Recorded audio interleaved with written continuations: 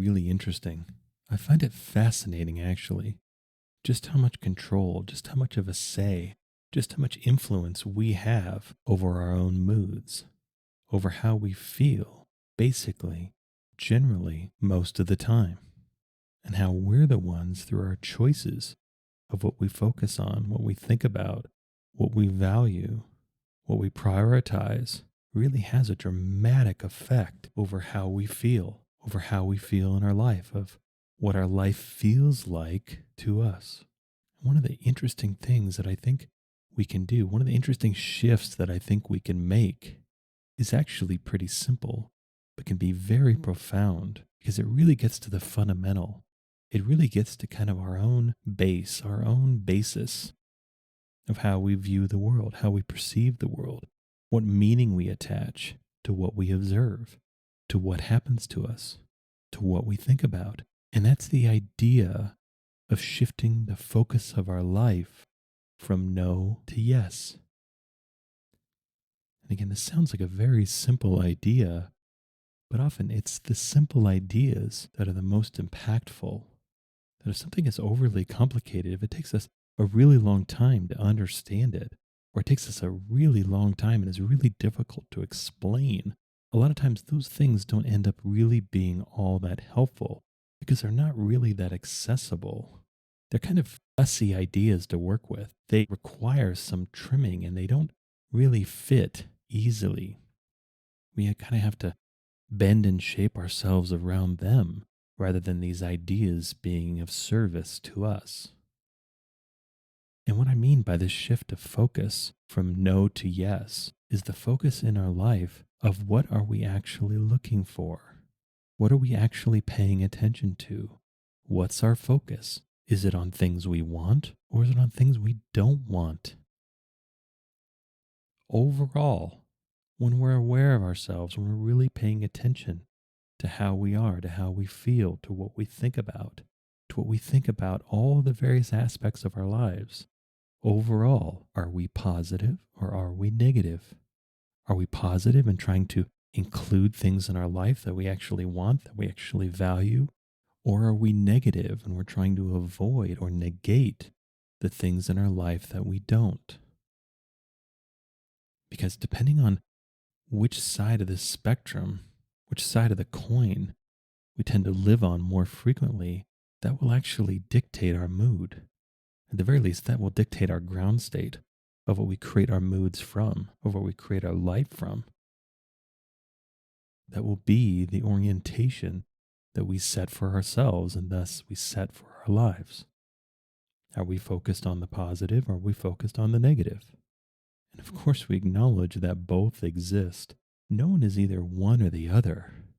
Because if we're too far out in either extreme, that's probably delusional. That's probably not living in reality. That's probably thinking and acting under the influence of ideas that aren't actually fully and completely true. And the beauty is we get to choose. We get to choose which we orient to. We get to choose if we believe that things are generally good or generally bad. But this can be challenging. This can be tricky because all sorts of influences in our world are aligned to the negative. Are aligned to the negative because, frankly, the negative affects us more easily. As human beings, fear, worry, doubt are very powerful and very motivating. It works. From a more cynical or even sinister perspective, we can use the negative to control other people. And we can see this in the systems of control that we erect and foist upon each other in schools, in work, in organizations, in culture, in society. It's easy to go negative. It's easy to use fear. It's easy to introduce doubt. It's easy to attempt to activate shame or feeling bad. Despite all of these pressures to be scared of this and worried about that, concerned about some other thing, we get to choose our own focus. We get to choose what we spend our time thinking about and focusing on. And we can make a profound shift in our life We can make a profound shift in our mood by shifting our focus to the positive. It's a very simple exercise to just do a short meditation practice, just do a short time of focus and focus on the idea of yes. Just the idea itself, that idea of agreement, that idea of what we actually want, what we actually want more of, what we actually want to experience, that idea of yes, and just ponder it. Sit with it. Bring these feelings up, expand them, grow them, and then see what sort of ideas these feelings bring along. Because when we think about our life, how much time do we spend focusing on the yes, the what we actually want, to what the larger part of ourselves wants to say yes to, versus how much time do we spend thinking about what we're saying no to, what we want less of, what we want to avoid, what we want to eliminate. And of course, there's usefulness on both sides. Of course, there are things in all of our lives that we'd rather not be living. There's always room for improvement. There's always things that we would like to improve, we would like to change. That's the beauty of life. That's what keeps us going. There's always more to do. But no matter what we accomplish or what we do in our life, it'll always be an unfinished job. There'll always be more. And that's what pulls us through life. That is what encourages and propels our progress. That's our fuel. That's what keeps us going, is there's always more. There's always more to experience. There's always more to know. There's always more to live. There's always more life in front of us than what we're currently experiencing. And if we find ourselves where our average mood just really isn't all that good, where most days we just don't really feel that good, we're not really very positive, we're not really very hopeful, maybe we've lost a bit of meaning. We don't really know what all this is for. We don't really know why we're here. We don't know why we keep doing what we keep doing. And we just witness ourselves doing it over and over and over again, like we're a robot just running out of program. Or if we find ourselves confused, that we've forgotten what we want. Maybe we've forgotten who we are. We've forgotten what we value. We've forgotten what's really important to us because we've gotten so caught up in our own doing, in our own attempts to achieve, in our own attempts to get things done. Overly caught up in the stresses and the pressures of life that we've squeezed out what we want. That in these times, our lives can feel like a burden. Our lives can feel like too much. And if we could just lighten the load, if we could just do a little bit less, if we could just make these things go away, it'd be so much better. But I'd make the argument anyway that even though there are absolutely things in our life that we should put down, that we should jettison, that we should move away from, that overall, that basically speaking, we affect our lives more and in a better way by choosing the positive than choosing the negative, by choosing to attempt to include and pursue and endeavor after what we really want than the pursuit of trying to eliminate what we don't.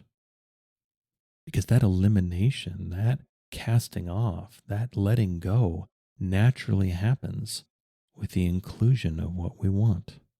Because there's only so much room in our life. There's only so many hours in the day. There's only so much we can focus on. And by including more of the positive, more of what we want in our life, there's a natural displacement that happens that naturally crowds out what we don't want. But more than that, especially when we look at our life over the long term, when we look at our moods, when we look at how we actually feel in our life over a long period of time, a lot of that feeling is predicated and sustained by our own perspective, by our own ideas, by our own beliefs. And again, especially in our world, it's very easy to believe and focus on the negative and let the negative completely crowd out and displace the positive.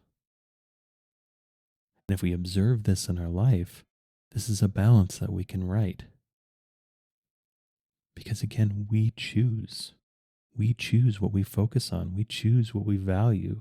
We choose what we believe, even if it doesn't feel that way. Even if it feels like our values and our beliefs and our focus is foisted upon us, is really not. We choose to believe what we believe. We choose to focus on what we focus on. And we can choose to change the overall tenor of our life by choosing the positive, choosing the yes over the no, biasing ourselves towards the positive rather than the negative. Because even if we cast aside spiritual ideas or psychology or anything else, and we just kind of get down to how we actually feel, it's been my experience, I believe it's absolutely fundamentally true, that we can make ourselves feel better simply by focusing on the positive, simply by spending time with it, simply by choosing to include the positive in our life. Even if we look at our life and it seems like everything is going wrong, just spending 20 or 30 minutes thinking about what would going right look like. What would yeses in my life look like? Even if I don't get to say no to anything, even if I bring everything forward that currently exists, if I can include more yeses in my life, what would that be like? What would that feel like? And I've found anyway, it was pretty good. It's a natural mood elevator. In an oversimplified way, probably, it's kind of a natural antidepressant that I come to realize that how I feel, my moods, are really dictated by what I spend my time thinking about the most, what I focus on. And if I'm not choosing my focus, that's a missed opportunity. That's a missed opportunity of being able to apply intention that directly affects how I actually feel, that actually has an immediate and palpable and obvious result. That when I spend time thinking about what I want to say yes to in my life, I just feel better. And I really help myself feel better by not attaching anything else to it, by not thinking that all of a sudden these are like incantations, that because I've spent time thinking about it, oh, these things are absolutely positively going to happen. I don't give this practice a job. I don't make it load bearing in what happens to me. I do it just because it feels good, just because it's enough. But more than that, it reorients me to a completely different energy. Because thinking that these practices are going to immediately affect our outside world, I think is kind of a misunderstanding of where our outside world actually comes from, what creates and generates and sustains it. And I'd make the argument this is more about our natural state, more about our moods, more about how we think and feel most of the time. That our lives are a reflection of how we feel on the inside. And when we feel a certain way most of the time, most of our life tends to reflect that. But again, if we cast aside all of that and we just kind of break this down from the perspective of how it really affects us in a practical way, by shifting our focus to the positive, that shifts our perspective to the positive, it changes our outlook. It changes what we look for. There's almost a biasing effect that this has. I think we've all had the experience of where if we're thinking about going on a trip or we're thinking about moving, and maybe we want to go on a trip and move to Florida, and then we're driving around and it seems like every other license plate is from Florida. It's like, wow, that's amazing. And there might be spiritual and energy answers for this, but it also might be that we're aware of these Florida license plates because our focus is on Florida.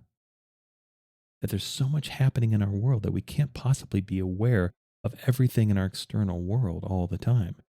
In fact, what we're actually aware of is a small fraction, because not only can we not really even process what our senses are telling us, usually most of us are so in our heads, so thinking about something else, that we don't even notice what sensory input comes in anyway, for the most part. We're too wrapped up in our own thinking. We're too wrapped up in whatever we're focused on in the moment. And when our focus matches what our senses tell us, then it's almost like a light goes off. We have a match. And our brains are brilliant pattern finding, match making machines. And through this acknowledgement, this is encouragement, this is sustaining to what we were thinking about. So if we acknowledge this is true, if we acknowledge that what we think about directly affects our experience because it changes what we're actually aware of, then we can take that one step forward. That if we orient ourselves around the positive, then we're more likely to notice the positive. If we're more likely to notice the positive, we're more likely to experience the positive. And if the positive makes us feel good and we experience that more of the time, well, now we have a life that feels good. This is probably oversimplifying it, but I don't think it's really that much more complicated than that. Life is how we feel. Because I've definitely had the objection of where I've spent time daydreaming, imagining, and it felt really good. I felt better. But then afterwards, this commentary came in, this critic came in and said, oh, maybe that felt good, but none of that was real. None of that's actually happening. So that doesn't have any worth. That's fake. That's false. Well, is it? For example, let's say we have $10 in the bank and we're really bummed out because we have $10 in the bank. And we think to ourselves, man, if only I had $1,000 in the bank, everything would be different. That would be awesome. And yeah, that's probably true. Being broke sucks. But what's the difference from an experiential perspective of spending time daydreaming, envisioning, imagining that $1,000 than actually having it from a feeling perspective? Because our experience of life is feeling. The reason why we do anything is because we want to feel a certain way. I think this is undeniable. Even if we're doing things for the most logical or academic or theoretical reasons, those ideas, that logic makes us feel a certain way. That we might think it's all thinking, but our life is the feeling. Our life experience, how we think about it, is feeling. Our life either feels good or it feels bad, and it's somewhere on the spectrum between those two things. There's no third choice, and we could say that our life actually feels neutral. Well, that's still on that spectrum. It's just equally balanced so that there's no real preference. There's no real tip towards either side, but it's still on the same binary scale. Because, of course, we want to actually have that $1,000. We want to actually experience that. We don't have daydreams to never actually live them. In fact, our dreams get far more powerful, far more impactful, far more real when we actually have hope, when we actually believe that at least it's possible. But the more our belief increases, the more assured we are that we're on the right track, that we're going to achieve and live that feeling eventually, the more powerful it gets. And that there's not a lot of credit. There's very short shrift for doing things in our life merely because they feel good, merely because they're enriching, merely because they're nourishing. There's so much emphasis put on productivity and achievement, something to show, something material, something physical, some response or acknowledgement from someone else over what we do. Yet our life is lived and experienced through our own personal feeling. Our life is how it feels to us to live it. And by intentionally engaging in practices that make us feel better, we live a life that feels better. We live a life that includes more of the feelings that we want because we actually spend time cultivating and nurturing and growing these feelings. And it has a persistent effect too. That if we spend time trying to feel good one day, odds are we'll still feel pretty good the next day. A lot of our life is based on momentum. It's based on the energy and the direction that we're going. And we get to choose the direction we go, and we get to choose the energy we acclimate to. We get to choose the energy we focus on. We get to choose the energy we grow. Because when we think about the positive and the negative, one versus the other, the yes versus the no, and really get in touch with how that feels. How does it feel to say yes versus how does it feel to say no? Of course, that no can be liberating. That no can be a boundary that we need to set. That no can be a vital change in our life. But overall, when we think about inclusion versus exclusion, which one feels better? More importantly, which one feels like us? Really feels like who and what we really are, really feels like the full version of ourselves. That at our core, at our insides, who and what we really are we more a yes or are we more a no? That when we're feeling our best, when we're feeling like the most full version and expression of ourselves, does that feel positive or does that feel negative? I would guess, I would assume the answer is the yes. The answer is the positive. Well, why not start practicing and living that now?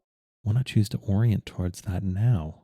Why not choose to be the full and complete version and expression of yourself now? What are we waiting for?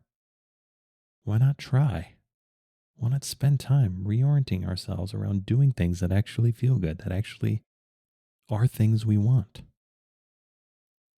Why not spend time trying to include things in our life rather than trying to exclude things we don't? Because it's been my experience anyway, that every time I do this sort of practice, every time I spend time is focusing on yes, focusing on all the things that would be a yes in my life, focusing on all the things that are a yes in my life, I feel better. I feel more positive. I feel more hopeful. But more than that, it really seems to expand my creativity. That I start looking for more things that would be a yes. I more easily say yes to what I want. Because for the longest time, my default answer to almost anything was no. That I was so quick to find fault. I was so quick to find the problems. I was so quick to be critical. I was so quick to find the wrong in whatever I was thinking. And in so many ways, this made my life smaller. In so many ways, prevented me from doing things. Because, of course, nothing is perfect. Everything has a downside, everything has a negative. But we get to choose what we orient to and what we value. And we can choose the positive, knowing that negative is going to come along too.